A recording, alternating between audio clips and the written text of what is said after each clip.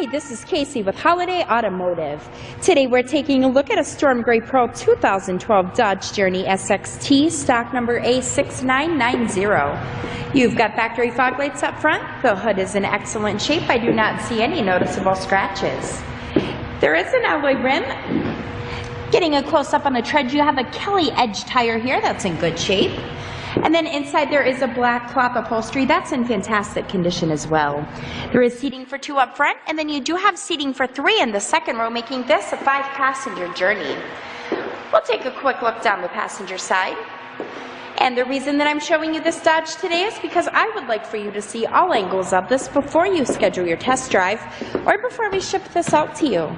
On the driver's side door, you have your usual power amenities. And then taking a step inside, to the left of the steering wheel, you have some information buttons. On the right-hand side, you have your cruise control buttons. There is a push-button start here. You've got a CD player along with an AM/FM radio. Coming down further, you've got dual climate controls. This is a 6-speed automatic transmission, and your engine is a 3.6-liter V6 engine, which in highway mileage gets you around 25 miles per gallon.